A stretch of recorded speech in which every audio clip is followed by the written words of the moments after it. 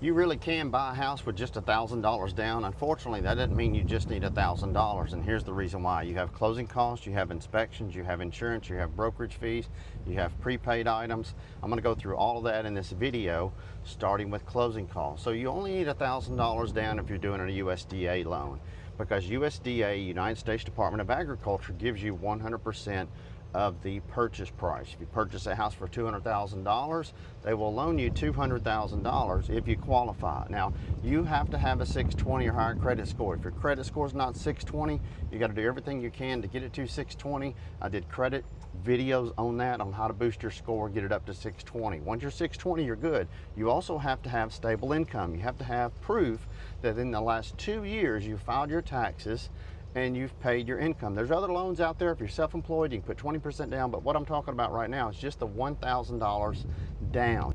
So the $1,000, you're going to need closing costs. Closing costs are the amount that you need to close on the house. That covers taxes, prepaid items, insurance cost, everything is rolled in.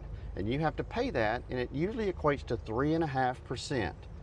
3.5% of your borrowed amount. So if you're borrowing $200,000, you're going to need 3.5%, right? If you don't have the 3.5%, the good news is the seller can pay that for you. And that's what I mean by you have to go back and make sure that the lender knows that you have $1,000 to put down, and that's it. And the reason why I say $1,000 is really simple. You're going to need money for an appraisal that runs $400 to $500, and you're going to need to do an inspection. Unfortunately, the inspection for the house is just a general inspection. It only costs you $400. However, if there's anything wrong with the property system, maybe you want to get the roof inspected, maybe we don't do an electrical inspection, maybe you want to do a plumbing inspection where they go through the pipes, because old galvanized pipes get crushed, they start to get sags in them and things like that. You need to know that the inspector is going to inspect your house. They're going to go through some of that stuff. However, they do charge more if they're going to look for termites. They do typically charge more if they're going to look for plumbing issues. They don't, for say, on electrical issues, but they will red flag it. So you're going to have closing costs. You're going to have home inspection money up front. If you want just a general inspection, that works out great if you're purchasing a new house. And listen, every state around the country does these USDA loans. You just have to make sure you get with a lender. It's United States Department of Agriculture. They're guaranteeing the loan for the lender. And so the lender, if they're willing to loan you money, and you have to know this, it's really important, every lender can set their own criteria. Just because the government can say, well, you can do this or you can do that, that doesn't necessarily mean that that lender wants to do that or is willing to do that as far as loaning money. That's why some of them just don't want to participate in USDA loans. Some of them don't want to participate in FHA loans. For this video, we're just talking about USDA. So you have inspection, you have closing costs, right? The seller can pay all of your closing costs. But then again, you also have to know that what about maintenance costs? See, when an appraiser goes through to appraise a property, they're just determining the value of the property based on comparable sales. So when they go to appraise the property, you pay $500 to the lender. The lender is going to send out an appraiser to make sure that you don't overspend and you're not overpaying for that property, and of course they're not over lending for the property. And how they determine that value, and they do this the same way all around the country, is they go back 6 months and look at closed homes within 6 months of the house that you're buying. Closed, physically closed, not active on the market, not under contract. These are homes that are physically closed, and they're going to look at the 3 closest homes comparable to the one you're purchasing. And I don't mean just location, because they typically can go within a 3-mile radius. So they're going to go back 6 months, they're going to go 3 miles, and then they're going to look at bedrooms, bathrooms, most importantly square footage and any amenities. So if your house has a pool, they're going to look for one with a pool. If your house doesn't have a pool, they can still use a house with a pool, but they're just having to make deductions on the house that's going to be the comparable home. Don't mean to confuse you on all this. It's just important to know that you have a lender and you have a real estate agent that you can ask questions like, have you ever done a USDA loan before? Here's another question. Have you done first-time home buyer loan programs before? How many years have you been in the business? How many homes have you physically closed? Listen, we learn by repetition. It's the mother of learning. I'm sure you'll agree. If so, give me a comment. Be sure and thumbs up if you like these videos. It lets YouTube and Google know that we actually have some helpful information out there, and it's worth sharing with other people like yourself that seems to find value in it. So you have the $1,000. You can put that money down. But just because you have that saved, there's other cost. Another cost, and they just changed this whole law, ruling, everything a couple of years back, and that is, it used to be when a home was listed for sale with a real estate brokerage company, they would typically list that property anywhere from 5, 6, 7, 8%. It was totally up to the discretion of the brokerage and the contractual listing agreement between the brokerage company, not the agent, the brokerage company, and the homeowner. So some brokerage companies say, well, yeah, our fee's 7%. And the seller can say, hit the door, buddy. I'm not paying 7%. Some people say 6%. I don't want to pay 6%. I want to pay 5%. It's always been negotiable. However, with the big lawsuit that changed that claims that they were having to pay for the buyer agent brokerage fee, nothing has changed other than the legalities of the paperwork. And I'm going to show you how to work around that, because when you go and meet with a buyer, they're going to have you sign a buyer broker agreement. When they have you sign a buyer broker agreement, it's going to say that you're going to pay them as a real estate agent to represent you to purchase the house. Their fee ranges anywhere from 2 to 3%. So you can see how we bought a house for $200,000. Let's just say we've been talking about that number, right? $200,000. You want to buy it with $1,000, but you got 3.5% in closing costs that you got to bring to the table. The seller can pay all that for you. That puts you back at $1,000 for the inspection and the appraisal, right? Okay, here comes the brokerage fee. It's like, well, should I just go straight to the listing agent? Well, keep in mind, states differ. Some states like Tennessee, you're the facilitator. Some states like Louisiana, you're a dual agent. And if that seller says, no, I'm not allowing you to be a dual agent, you're just going to look out for me and represent my best interest. At that point, they can still work with you in buying the house, but you're not getting any representation. So that's just kind of a risk that you just have to take. But, please hear me here. 99% of the time, the real estate agent and the homeowner, when they list the property, they're saying, listen, the brokerage fee is going to be 3%. That's what my fee is typically 3% when I list a property to sell it, right? However, if another agent comes along with an approved buyer that wants to buy the home, now the real estate agent for the buyer, you the buyer, has to disclose in the contract that they're representing the buyer, and they can ask for the fee to be covered on your behalf. So in other words, instead of you paying the fee, the sellers pay the fee. And I can tell you, not too many of them balk about this around the country. I have friends and agents all around the country, thousands of them, and they said the same thing. Say, yeah, we write it in. It's no different than it used to be. We'll write in that the seller to pay it, because any good real estate agent is going to say, hey, here's what we're going to do. We're going to sell your property, but instead of me just selling it, I need to put it in my entire network of real estate agents, which is literally thousands of agents. And those thousands of agents work with buyers because most buyers want to be represented when they purchase one of the largest financial investments in your life practically, right? So you have an agent. We explain to them they're going to have an agent. They're going to be approved. They're going to buy your house, but they're going to ask for the fee. And a good listing broker, listing agent, will do a net proceeds sheet for that seller. They're going to say, hey, here's what it's going to cost in the attorney fees. Here's what it's cost in tax proration. We pay taxes in arrears.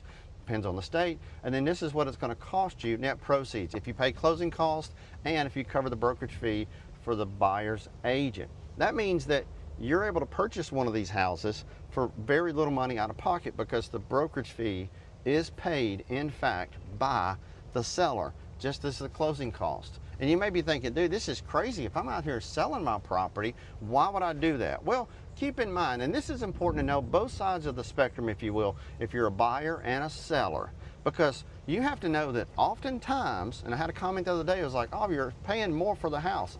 Technically, you're not, because here's what happens. If somebody has their home listed for $200,000, right? If they have the home listed for $200,000, then they can pay your closing costs. You can ask them to pay the closing costs. But you have to understand, if they buy a $200,000 house, well, listen, 2 times 3 is 6, right? It's going to be around 3.5%. So you're looking at $7,000 on a $200,000 house.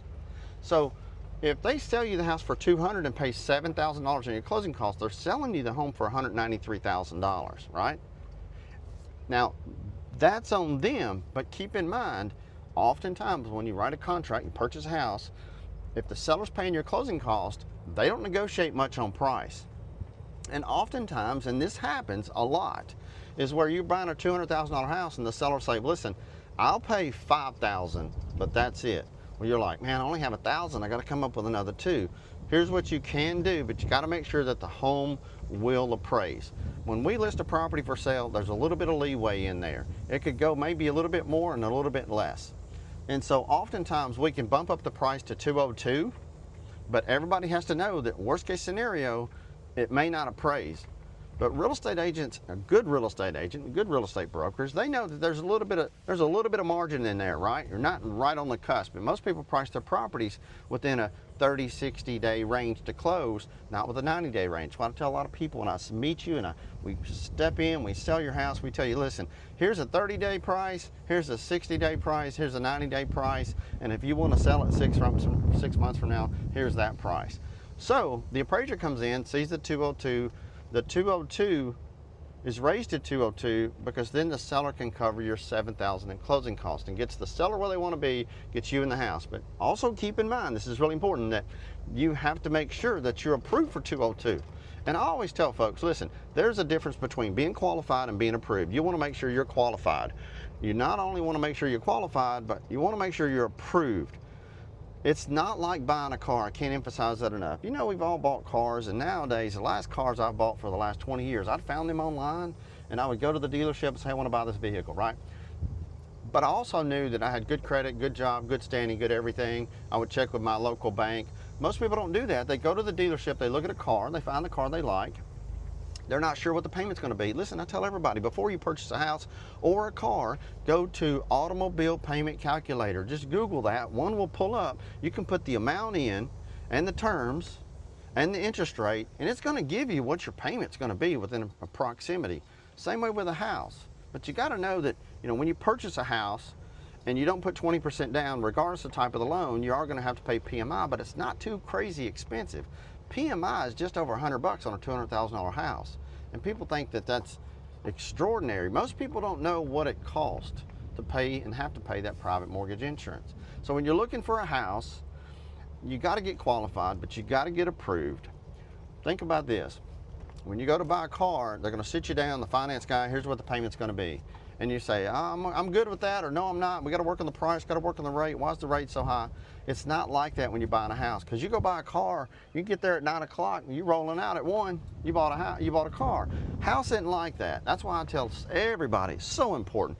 Talk with the lender, pull your credit. I use myfico.com. You can use anything, but here's what you have to have. This is so important. And listen, you have to just step up to the game and the plate, so to speak, and say, I'm going to myfico.com or whatever you want to use, but you have to pull a tri-merge credit report. You might want to write that down.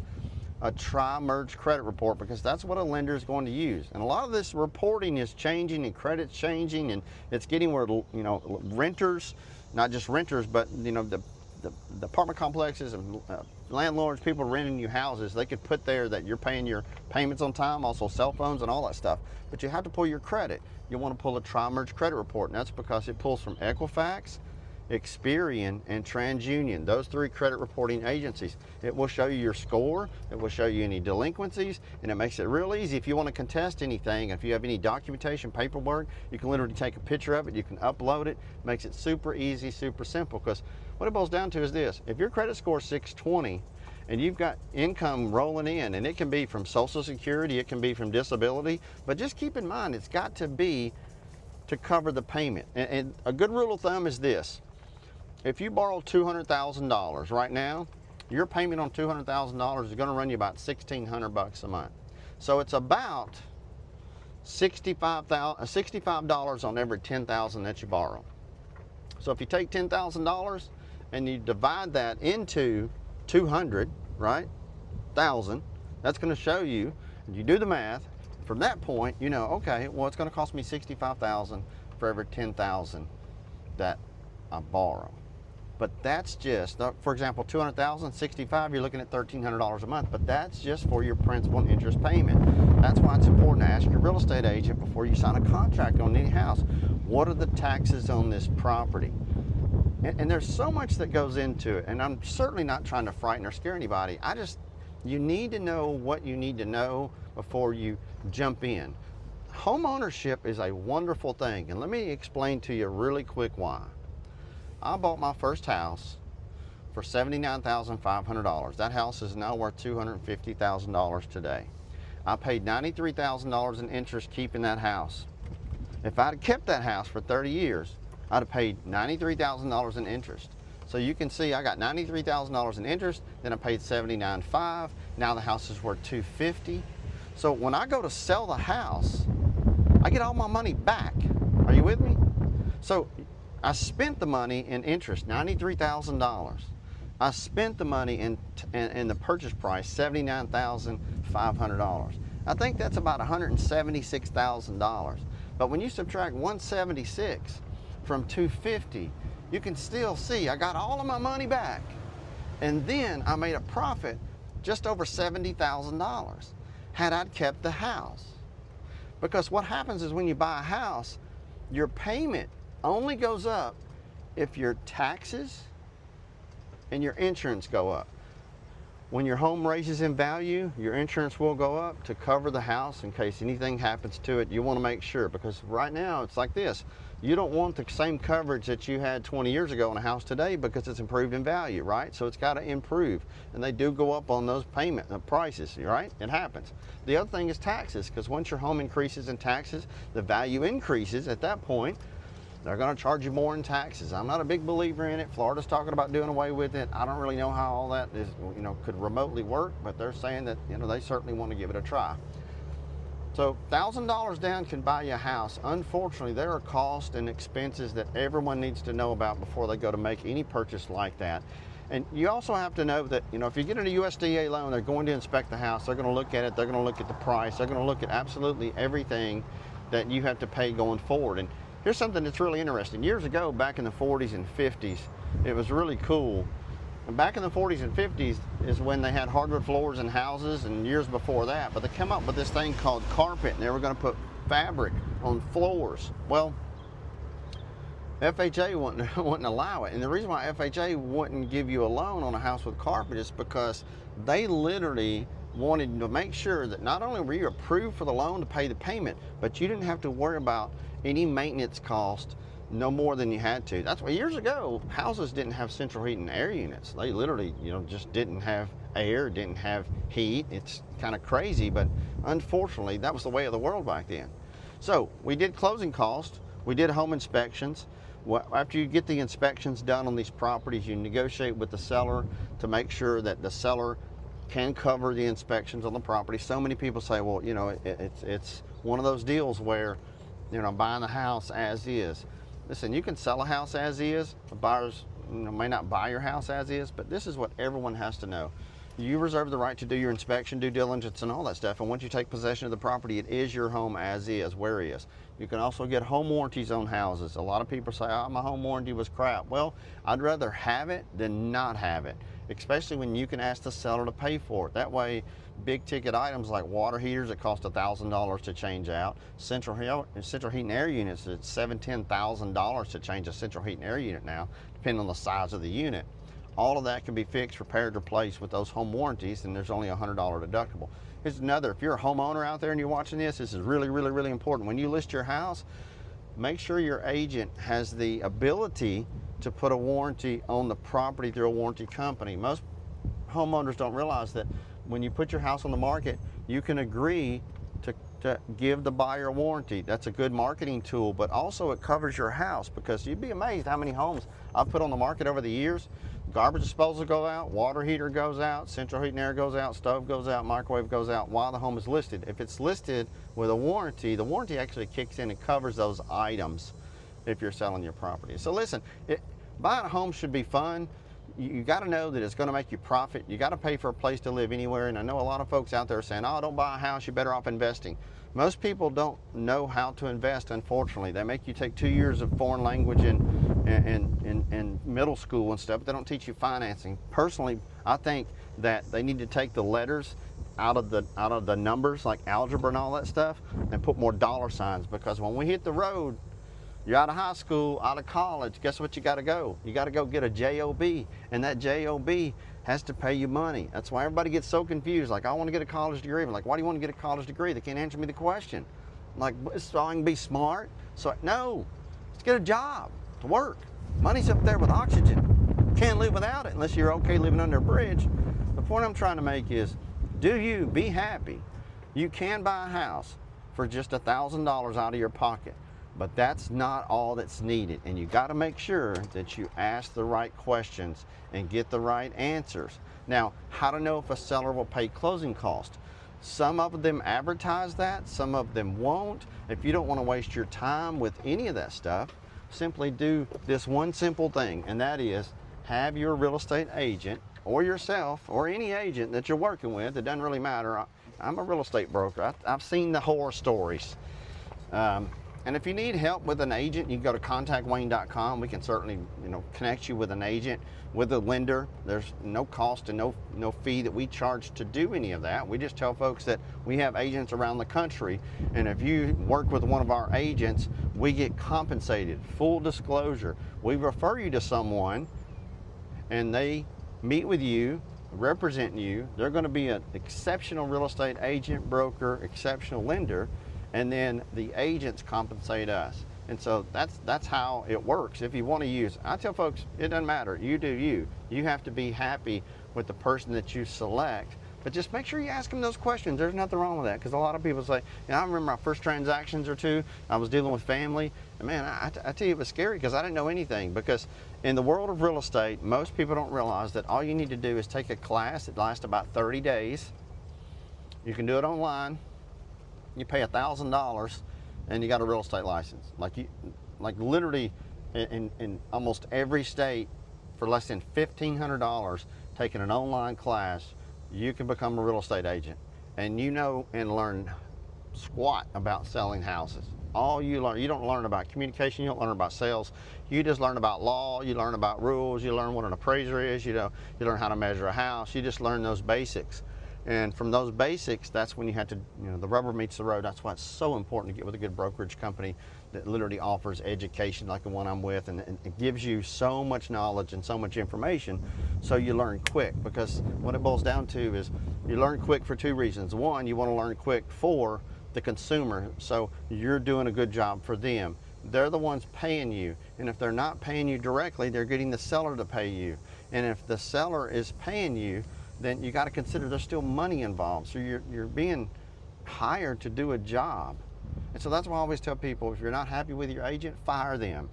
You hire them, you fire them. You haven't paid him any upfront monies. There's no upfront monies that you pay real estate agents. I would do that with anybody. If I'm going to hire a plumber to plumb my house, he didn't do a good job, I got to fire him, man. I got to let you go. It's not me, it's you, brother. We ain't working out. So what it boils down to is $1,000 is all you need. You just got to make sure you ask the right questions. I hope you liked this video. I hope it was helpful. If you like this one, you'll enjoy the next one. Until next time, I'm Wayne Turner. I'm a big believer. You learn it, you master it, you teach it, and then you pass it on. Until next time, God bless you.